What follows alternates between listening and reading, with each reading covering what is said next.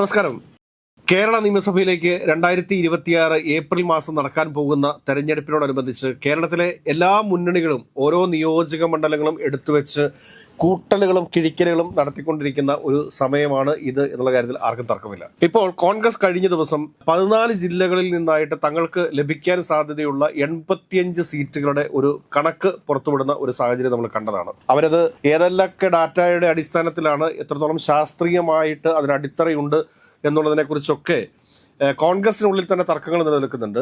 എനിക്കത് ലക്ഷ്യം എന്ന് പറയുന്ന ക്യാമ്പിൽ വെച്ചിട്ട് തന്നെ കോൺഗ്രസിന്റെ പ്രമുഖരായിട്ടുള്ള നേതാക്കന്മാർ സുനിൽ കനകലു അവതരിപ്പിച്ച ഈ ഒരു കണക്കിനോട് തന്നെ വിയോജിപ്പ് രേഖപ്പെടുത്തുന്ന സാഹചര്യം ഉണ്ടായി എന്നാണ് നമുക്ക് മനസ്സിലാക്കാൻ വേണ്ടിയിട്ട് സാധിച്ചിട്ടുള്ളത്. എങ്കിലും നമ്മൾ 2021 നിയമസഭാ ഇലക്ഷനിൽ വിവിധ നിയോജക മണ്ഡലങ്ങളിൽ UDF, LDF, NDA നേടിയിട്ടുള്ള വോട്ട് ശതമാനവും അതോടൊപ്പം തന്നെ സീറ്റുകൾ, ആ സീറ്റുകളിലുള്ള വ്യത്യാസങ്ങൾ, വിജയ മാർജിനിലെ വ്യത്യാസങ്ങൾ, ഇതൊക്കെ നമ്മൾ ഒന്ന് കീറി മുറിച്ച് പരിശോധിക്കുകയാണ്. അത് നമ്മൾ കൂടുതലായിട്ടും അതിന് നമ്മൾ സാമ്പിൾസ് ആയിട്ട് എടുക്കാൻ വേണ്ടി പോകുന്നത് 2025 നടന്നിട്ടുള്ള ത്രിതല പഞ്ചായത്ത് തെരഞ്ഞെടുപ്പിലെ ഇലക്ഷനും അതോടൊപ്പം തന്നെ 2021 നടന്നിട്ടുള്ള നിയമസഭാ ഇലക്ഷനും കൂടെ കൂട്ടി വെച്ചുകൊണ്ടാണ് നമ്മളത് ഒന്ന് പരിശോധിക്കാൻ വേണ്ടി പോകുന്നത്. ഈ സമയത്ത് നമുക്ക് എല്ലാ ജില്ലകളും ഒരേ സമയത്ത് തന്നെ നമുക്ക് പറഞ്ഞു പോകാൻ വേണ്ടിയിട്ട് ഒരുപാട് പ്രായോഗികമായിട്ടുള്ള ബുദ്ധിമുട്ടുകളുണ്ട്. അതുകൊണ്ട് തന്നെ നമ്മൾ ആദ്യം എടുക്കുന്നത് കാസർഗോഡ് ജില്ലയും അതോടൊപ്പം തന്നെ കണ്ണൂർ ജില്ലയുമാണ്. ഈ കണ്ണൂർ, കാസർഗോഡ് ജില്ലകളിലായിട്ട് മൊത്തം 16 നിയമസഭാ മണ്ഡലങ്ങളാണ് ഉള്ളത്.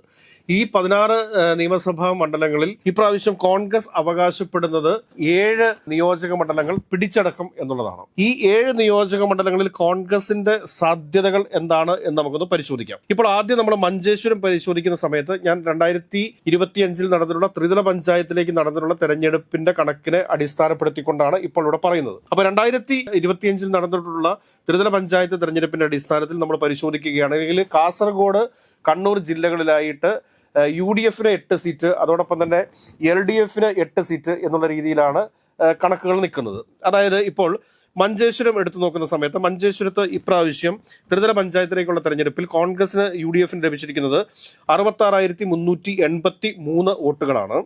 അപ്പോൾ LDFന് ലഭിച്ചിരിക്കുന്നത് 40,413 വോട്ടുകളാണ്. NDAക്ക് ലഭിച്ചിരിക്കുന്നത് 46,367 വോട്ടാണ്. 20,016 വോട്ടിന്റെ ലീഡ് അവിടെ UDFനുണ്ട്. പിന്നെ നമ്മൾ കാസർഗോഡിലേക്ക് വരുമ്പോഴത്തേക്ക് നമുക്ക് മനസ്സിലാക്കാൻ സാധിക്കുന്നത് 71,149 വോട്ടുകൾ UDFന് ലഭിക്കുമ്പോൾ LDFന് 35,815 വോട്ടുകളാണ് ലഭിക്കുന്നത്. NDAക്ക് 44,746 വോട്ട്, 26,403 വോട്ടിന്റെ ലീഡ് UDFനുണ്ടാവുന്നു. ഇപ്പോൾ ഈ മഞ്ചേശ്വരത്തും UDFന്റെ MLA ആണ്, അതോടൊപ്പം തന്നെ കാസർഗോഡും UDFന്റെ MLA ആണ്. അത് കഴിഞ്ഞ് നമ്മൾ ഉദുമയിലേക്ക് വരുന്ന സമയത്ത് അത് 2021 അങ്ങനെ തന്നെയായിരുന്നു, 2016 അങ്ങനെ തന്നെയായിരുന്നു എന്നുകൊണ്ട് നമ്മൾ മനസ്സിലാക്കാനായിട്ട്. അപ്പോൾ 2026 ഈ 2 നിയോജക മണ്ഡലങ്ങൾക്ക് എന്തെങ്കിലും തരത്തിലുള്ള മാറ്റങ്ങൾ വരുമോ എന്ന് ചോദിച്ചു കഴിഞ്ഞാൽ യാതൊരു തരത്തിലുള്ള മാറ്റങ്ങൾ സംഭവിക്കാനായിട്ടുള്ള സാധ്യതകളില്ല. കഴിഞ്ഞ ദിവസം തന്നെ ശ്രീ K. സുരേന്ദ്രൻ ഒരു കാര്യം പറഞ്ഞിരുന്നു, താൻ മത്സരിക്കുകയാണെങ്കിൽ അത് ഇപ്രാവശ്യം വട്ടിയൂർക്കാവിലായിരിക്കുമെന്ന്. കാരണം മഞ്ചേശ്വരത്തിന് കുറിച്ച് അദ്ദേഹത്തിന് പോലും പ്രതീക്ഷകൾ ഇല്ല എന്ന് വേണം നമ്മൾ മനസ്സിലാക്കാനായിട്ട്. കാരണം സുനിൽ കനകലു ഭരണവിരുദ്ധ വികാരം ഇല്ല എന്ന് പറഞ്ഞാലും ഭരണവിരുദ്ധ വികാരം അലയടിച്ചിട്ടുള്ള അല്ലെങ്കിൽ മുസ്ലിം വോട്ടുകളുടെ ഏകീകരണം സംഭവിച്ചിട്ടുള്ള ഒരു മണ്ഡലം തന്നെയാണ് മഞ്ചേശ്വരവും കാസർഗോഡും എന്ന് നമുക്ക് പറയാതിരിക്കാൻ വേണ്ടിയിട്ട് സാധിക്കത്തില്ല. അത് കഴിഞ്ഞ് നമ്മൾ ഉദുമയിലേക്ക് വരുന്ന സമയത്ത് ഉദുമയിൽ എന്താ സംഭവിച്ചിട്ടുള്ളതെന്ന് ചോദിച്ചു കഴിഞ്ഞാൽ LDFന്റെ MLA ആണ് അവിടെ ഉള്ളത്. അവിടെ UDFന് 74,059 വോട്ടും, LDFന് 73,374 വോട്ടും, NDAക്ക് 22,277 വോട്ടും. അങ്ങനെ വരുമ്പോഴത്തേക്ക് ഏകദേശം 685 വോട്ടുകളുടെ വ്യത്യാസമാണ് ഉണ്ടായിട്ടുള്ളത് എന്ന് വേണം നമ്മൾ മനസ്സിലാക്കാനായിട്ട്.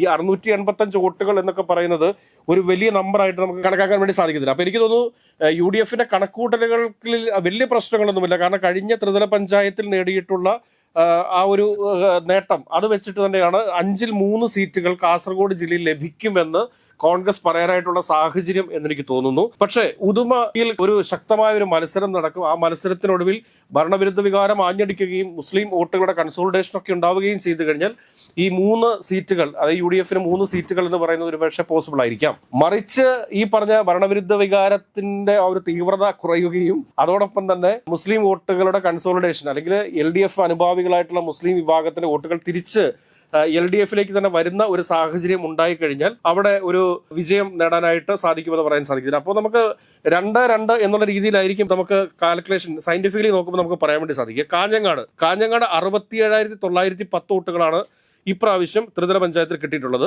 എന്നാൽ LDF-ന് കിട്ടിയിട്ടുള്ളത് 82,825 വോട്ടാണ്. NDAക്ക് 21,672. കാരണം കൃത്യവും വ്യക്തവുമായ ഒരു ഭൂരിപക്ഷം LDF-ന് എവിടെയുണ്ട്? കാഞ്ഞങ്ങാട് നിയോജക മണ്ഡലത്തിലുണ്ട്. 14,915 വോട്ടിന്റെ ഒരു വ്യത്യാസമുണ്ട്. ഇത് നമ്മൾ കഴിഞ്ഞ നിയമസഭാ തെരഞ്ഞെടുപ്പിന്റെ കണക്കുകൾ എടുത്തു നോക്കിക്കഴിഞ്ഞാലും 20,000-ന് മുകളിൽ വോട്ടിന്റെ ഒരു ഭൂരിപക്ഷം അവിടെ LDF-ന് ഉണ്ട് എന്ന് വേണം നമ്മൾ മനസ്സിലാക്കാനായിട്ട്. അപ്പോൾ ഒരു കാരണവശാലും അവിടെ ഒരു അട്ടിമറിക്ക് സാധ്യതയില്ല എന്ന് തന്നെ വേണം നമ്മൾ കരുതാനായിട്ട്. അടുത്ത തൃക്കരിപ്പൂരാണ്. തൃക്കരിപ്പൂര് ഇപ്രാവശ്യത്തെ ത്രിതല പഞ്ചായത്തിലേക്ക് നടന്ന തെരഞ്ഞെടുപ്പിൽ അവിടെ UDF-ന് ലഭിച്ചിട്ടുള്ളത് 68,547 വോട്ടാണ്. LDF-ന് ലഭിച്ചിട്ടുള്ളത് 80,495 വോട്ടാണ്. NDAക്ക് ലഭിച്ചിട്ടുള്ളത് 8,299 വോട്ടാണ്. 11,948 വോട്ടാണ് അവിടെ LDF-ന് ലീഡായിട്ട് വരുന്നത്. ഈ തൃക്കരിപ്പൂർ എന്ന് പറയുന്നത് CPM-നെ സംബന്ധിച്ചിട്ടും LDF-നെ സംബന്ധിച്ചിട്ടും അവരുടെ ഒരു കുത്തക മണ്ഡലമാണ്. ഒരു തരത്തിലും അവർക്ക് അവിടെ ഒരു പരാജയം നാളിതുവരെ സംഭവിച്ചിട്ടില്ല എന്നുള്ളതാണ് വസ്തുത. അപ്പോൾ അതൊക്കെ വെച്ച് നോക്കുന്ന സമയത്ത് കൃത്യമായൊരു ഭൂരിപക്ഷം തൃക്കരിപ്പൂര് നിലനിർത്താൻ വേണ്ടി അവർക്ക് സാധിക്കുന്നുണ്ട് എന്ന് വേണം നമ്മൾ പറയാനായിട്ട്. അപ്പോൾ ഈ 5 നിയോജക മണ്ഡലങ്ങൾ എടുത്ത് നോക്കുന്ന സമയത്ത് 2 സീറ്റുകളിൽ കൃത്യമായ ഒരു ഭൂരിപക്ഷം ഇടതുപക്ഷ ജനാധിപത്യ മുന്നണിക്ക് ഉണ്ടാകുന്ന സമയത്ത് കൃത്യമായ ഒരു ഭൂരിപക്ഷം 2 സീറ്റുകളിൽ, അതായത് മഞ്ചേശ്വരത്തും കാസർഗോഡും UDF-നുണ്ടാകുമ്പോൾ കാഞ്ഞങ്ങാടും തൃക്കരിപ്പൂരും വ്യക്തമായ ഒരു ഭൂരിപക്ഷം LDF-ന് ഉണ്ട് എന്ന് വേണം നമ്മൾ മനസ്സിലാക്കാനായിട്ട്. കാസർഗോഡ് ജില്ലയിൽ മത്സരം നടക്കുക ഉദുമയിലായിരിക്കും. അത് ശക്തമായ ഒരു മത്സരമായിരിക്കും ഉദുമയിൽ നടക്കുക എന്നുള്ള കാര്യത്തിൽ സംശയമില്ല. വരുന്ന സ്ഥാനാർത്ഥിയെ ഒക്കെ ആശ്രയിച്ചിട്ടായിരിക്കും അവിടുത്തെ റിസൾട്ട് എന്ന് വേണം നമ്മൾ മനസ്സിലാക്കാനായിട്ട്. ഇനി നമ്മൾ അവിടെ നിന്ന് ധർമ്മടത്തേക്ക് വരുന്ന സമയത്ത് ധർമ്മടത്ത് UDF-ന് 50,911 വോട്ടുകളാണ് ലഭിച്ചിട്ടുള്ളത്. LDF-ന് 67,411 വോട്ട്. 16,500 വോട്ടിന്റെ ഒരു ലീഡാണ് അവിടെ LDF-ന് ഉണ്ടായിട്ടുള്ളത്. ഇവിടെ നമ്മളൊരു കാര്യം മനസ്സിലാക്കേണ്ടത് മുഖ്യമന്ത്രിയുടെ മണ്ഡലമാണ്. മുഖ്യമന്ത്രിയുടെ മണ്ഡലത്തിൽ 16,500 എന്ന് പറയുന്ന ലീഡ് ഒരു കുറഞ്ഞ ലീഡാണ് എന്ന് തന്നെ നമ്മൾ സമ്മതിക്കേണ്ടി വരും. മുഖ്യമന്ത്രി വളരെ വലിയ ഭൂരിപക്ഷത്തിൽ വിജയിച്ചുകൊണ്ടിരിക്കുന്ന ഒരു മണ്ഡലമാണ് ധർമ്മടം എന്ന് പറയുന്നത്. അപ്പോൾ ധർമ്മടത്തുണ്ടായിട്ടുള്ള ആ ഒരു വോട്ടിംഗ് പെർസെൻറ്റേജിലെ കുറവ് കൃത്യമായിട്ട് CPM പരിശോധിക്കും എന്നുള്ള കാര്യത്തിൽ ആർക്കും സംശയമില്ല. പിന്നെ തൊട്ടടുത്ത കണ്ണൂരാണ്. കണ്ണൂർ UDF-ന് 55,995 വോട്ടും 47,645 വോട്ടും ആണുള്ളത്. അവിടെ 8,350 വോട്ടിന്റെ ഭൂരിപക്ഷമാണ് UDF-നുള്ളത്. UDF-നെ സംബന്ധിച്ചിട്ട് ഈ ഒരു മുന്നേറ്റമൊക്കെ ഉണ്ടാകിയ ഒരു രാഷ്ട്രീയ സാഹചര്യത്തിൽ കണ്ണൂർ നിയോജക മണ്ഡലത്തിൽ 8,350 എന്ന് പറയുമ്പോൾ അതത്ര ഒരു വലിയ ഭൂരിപക്ഷമായിട്ട് നമുക്ക് കണക്കാക്കാൻ വേണ്ടി സാധിക്കുന്നില്ല. കാരണം കണ്ണൂർ പല പ്രാവശ്യമായിട്ട് UDF സ്ഥാനാർത്ഥികൾ വിജയിച്ചിട്ടുള്ള ഒരു മണ്ഡലമാണ്. ഈ മുസ്ലിം കൺസോളിഡേഷനും അതോടൊപ്പം തന്നെ ഭരണവിരുദ്ധ വികാരവും ഒക്കെയുള്ള സമയത്ത് 8,350 കോൺഗ്രസിന് ഉറപ്പിച്ചു പറയാൻ പറ്റുന്ന ഒരു ഭൂരിപക്ഷമല്ല എന്ന് തന്നെ നമ്മൾ പറയേണ്ടി വരും. പിന്നെയുള്ള പയ്യന്നൂരാണ്. പയ്യന്നൂര് 54,530 വോട്ടുകളാണ് UDF-ന് കിട്ടിയിട്ടുള്ളത്. LDF-ന് 89,337, അതായത് 34,807 വോട്ടിന്റെ ഭൂരിപക്ഷം അവിടെ പയ്യന്നൂര് LDF-നുണ്ട്. അപ്പോൾ LDF-ന്റെ വോട്ട് ബാങ്കുകളിൽ ഇടിവ് സംഭവിച്ചിട്ടില്ല എന്ന് സുനിൽ കനകോല് പറഞ്ഞിട്ടുണ്ടെങ്കിൽ അതിനകത്ത് ചില കാര്യങ്ങളൊക്കെ ഉണ്ട് എന്ന് കോൺഗ്രസിന്റെ നേതാക്കന്മാർ കൂടി മനസ്സിലാക്കിയിരിക്കുന്നത് നല്ലതാണ്. അപ്പോൾ പയ്യന്നൂർ കഴിഞ്ഞ് മട്ടന്നൂർ വരുമ്പോഴത്തേക്ക് മട്ടന്നൂർ ഇപ്രാവശ്യം ഇലക്ഷൻ നടന്നില്ല. പക്ഷെ മട്ടന്നൂർ എന്ന് പറയുന്ന LDF-ന്റെ ഒരു കോട്ടയാണ്. ഒരു കാരണവശാലും മട്ടന്നൂരൊക്കെ ഒരു അട്ടിമറിയെക്കുറിച്ച് UDF-നൊന്നും ചിന്തിക്കാൻ പോലും സാധിക്കത്തില്ല. കാരണം അതല്ലെങ്കിൽ പിന്നെ അതേമാതിരിയുള്ള വല്ല സംഭവങ്ങളും കേരളത്തിൽ നടക്കണം. പക്ഷെ അതിനുള്ള സാധ്യതകളൊന്നുമില്ല. പിന്നെ തലശ്ശേരിയാണ്. തലശ്ശേരിയിലേക്ക് വരുമ്പോഴത്തേക്ക് 30,253 വോട്ടുകളാണ് UDF-ന് ലഭിച്ചിട്ടുള്ളത്. 75,839 വോട്ടുകളാണ് LDF-ന് ലഭിച്ചിട്ടുള്ളത്. അങ്ങനെ വരുമ്പോഴത്തേക്ക് മൊത്തം 40,586 വോട്ടിന്റെ ഭൂരിപക്ഷമാണ് LDF-ന് അവിടെയുള്ളത്. ഇവിടെയും നമ്മൾ പരിഗണിക്കേണ്ടതുണ്ട്. LDF കോട്ടകളിൽ വിള്ളലുകൾ വീണിട്ടില്ല, ഇടിവ് സംഭവിച്ചിട്ടില്ല. ധർമ്മടത്ത് മാത്രമാണ് ചെറിയ കുറവ് രേഖപ്പെടുത്തിയിട്ടുള്ളത്. ഇത് കൃത്യമായിട്ട് കോൺഗ്രസ് നേതൃത്വം അളക്കുന്നത് നന്നായിരിക്കും. തളിപ്പറമ്പ് 73,093 വോട്ടാണ് UDF-ന് ലഭിച്ചിരിക്കുന്നത്. അവിടെ LDF-നുള്ളത് 70,977 വോട്ടാണ്. അവിടെ 2,116 വോട്ടിന് LDF പിന്നിൽ പോയിരിക്കുന്നു.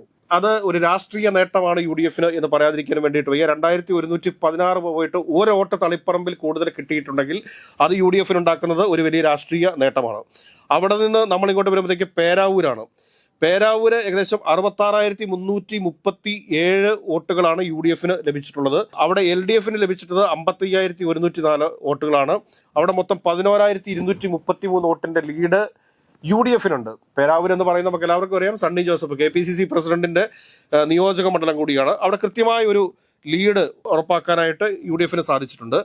അവിടെ നിന്ന് നമ്മളിങ്ങോട്ട് വരുന്ന ഈ കല്യാശ്ശേരിയാണ്. കല്യാശ്ശേരിയിൽ ഏകദേശം UDF-ന് കിട്ടിയിരിക്കുന്നത് 57,207 വോട്ടാണ്. LDF-ന് 73,988, മൊത്തം 16,781 വോട്ടിന്റെ ഭൂരിപക്ഷം അവിടെ LDF-നുണ്ട്. അവിടെയും LDF-ന്റെ വോട്ടിംഗ് പാറ്റേണിൽ വലിയ വ്യത്യാസങ്ങൾ സംഭവിച്ചിട്ടില്ല. EK നയനാറിന്റെ സ്വന്തം മണ്ഡലമാണ്. EK നയനാർ സഖാവിലൂടെയാണ് നമ്മൾ കല്യാശ്ശേരി അറിഞ്ഞിട്ടുള്ളത് എന്നുകൂടി നമ്മൾ മനസ്സിലാക്കുക. പിന്നീട് അഴീക്കോടിലേക്ക് വരുമ്പോഴത്തേക്ക് അഴീക്കോടിൽ 56,446 വോട്ടാണ് UDF നേടിയിട്ടുള്ളത്. LDF 54,427 വോട്ടാണ്. 2019 വോട്ടുകളുടെ ഭൂരിപക്ഷം അവിടെ UDF-ന് ഉണ്ട്. കഴിഞ്ഞ പ്രാവശ്യം KM ഷാജിയുമായിട്ടുള്ള വളരെ വാശിയേറിയ ഒരു മത്സരം നടന്ന ഒരു സ്ഥലമാണ്. കഴിഞ്ഞ പ്രാവശ്യവും അതിന് മുമ്പത്തെ പ്രാവശ്യവും 2 പ്രാവശ്യവും വളരെ ശക്തമായ മത്സരമാണ് നടന്നത്. കഴിഞ്ഞ പ്രാവശ്യത്തെ മത്സരത്തിൽ ഏകദേശം 4,000-ൽ പരം വോട്ടുകൾക്ക് KM ഷാജിയെ LDF പരാജയപ്പെടുത്തുന്ന ഒരു കാഴ്ചയാണ് കണ്ടത്. അങ്ങനെ പിന്നോട്ട് പോയ ഒരു സ്ഥലത്ത് നിയോജക മണ്ഡലത്തിൽ ലീഡ് തിരിച്ചു പിടിക്കാനായിട്ട് UDF-ന് സാധിച്ചിട്ടുണ്ട്. പക്ഷേ ഈ ലീഡ് അത്ര വലിയൊരു ഭൂരിപക്ഷമായിട്ടൊന്നും നമുക്ക് പ്രിഡിക്റ്റ് ചെയ്യാൻ വേണ്ടി സാധിക്കത്തില്ല. തീർച്ചയായിട്ടും വളരെ വലിയൊരു മത്സരം നടക്കാൻ പോകുന്ന ഒരു സ്ഥലം തന്നെയാണ് അഴീക്കോട് എന്ന കാര്യത്തിൽ ആർക്കും സംശയം വേണ്ട. പിന്നെയുള്ളത് ഇരിക്കൂർ മണ്ഡലമാണ്. ഇരിക്കൂർ എന്ന് പറഞ്ഞു കഴിഞ്ഞാൽ പരമ്പരാഗതമായിട്ട് കോൺഗ്രസിന്റെ അല്ലെങ്കിൽ UDF-ന്റെ കുത്തകയായിട്ടിരിക്കുന്ന ഒരു സ്ഥലമാണ്. അവിടെ 80,821 വോട്ട് UDF നേടുമ്പോൾ 56,943 വോട്ടാണ് LDF നേടുന്നത്. മൊത്തം അവിടുത്തെ ഭൂരിപക്ഷം UDF-ന്റെ ഭൂരിപക്ഷം എന്ന് പറയുന്നത് 31,078 വോട്ടാണ്. അത് വളരെ കൃത്യമായിട്ടുള്ള ഒരു മെജോറിറ്റിയാണ്. അതുകൊണ്ട് തന്നെ UDF-ന് വണ്ട കാര്യങ്ങളിൽ ഏറ്റവും സുരക്ഷിതമായിട്ടുള്ള ഒരു മണ്ഡലമാണ് ഇരിക്കൂർ. അല്ലെങ്കിൽ കോൺഗ്രസിന്റെ UDF-ന്റെ ഒരു ഫിക്സഡ് ഡിപ്പോസിറ്റ് ആണ് ഇരിക്കൂർ എന്ന് നമുക്ക് പറയാതിരിക്കാൻ വേണ്ടി വയ്യ. പിന്നെ വരുന്ന കൂത്തുപറമ്പാണ്. കൂത്തുപറമ്പിൽ UDF-ന് 57,320 വോട്ട് ലഭിക്കുമ്പോൾ 68,844 വോട്ടുകളാണ് LDF-ന് ലഭിക്കുന്നത്. 11,524 എന്നുള്ള ഒരു വളരെ വലിയ ഒരു ലീഡ് നിലനിർത്താനായിട്ട് LDF-ന് സാധിക്കുന്നുണ്ട്. പക്ഷേ ഈ 11,524 എന്നൊക്കെ പറയുന്നത് LDF-നെ സംബന്ധിച്ചിട്ട് വളരെ വലിയൊരു ലീഡ് എന്ന് നമുക്ക് പറയാൻ വേണ്ടി സാധിക്കത്തില്ല. പക്ഷെ ചെറിയ രീതിയിലുള്ള LDF-ന്റെ വോട്ടുകളിൽ ഇടിവ് ഇവിടെ സംഭവിച്ചിട്ടുണ്ട് എന്ന് വേണം നമ്മൾ മനസ്സിലാക്കാനായിട്ട്. അപ്പോൾ നമ്മൾ മൊത്തത്തിൽ നോക്കുന്ന സമയത്ത് ഒരു ത്രിതല പഞ്ചായത്തിന്റെ ഒരു കണക്ക് വെച്ച് നോക്കുന്ന സമയത്ത് 2021 വോട്ടുകൾ നമ്മൾ പരിശോധിക്കുന്ന സമയത്ത് വലിയ വ്യത്യാസങ്ങൾ ഈ ഒരു വോട്ടിംഗ് പാറ്റേണിലൊക്കെ ഉണ്ട്.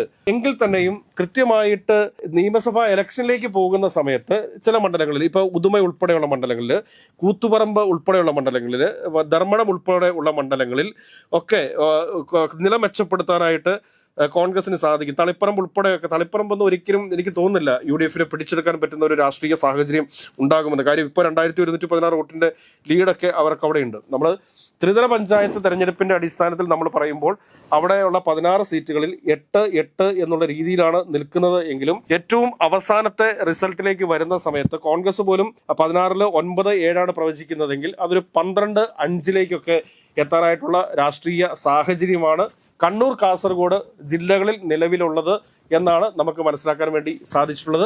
ഏതൊക്കെയായാലും നാളെ മറ്റ് 2 ജില്ലകളുടെ അവലോകനവുമായിട്ട് കാണാം.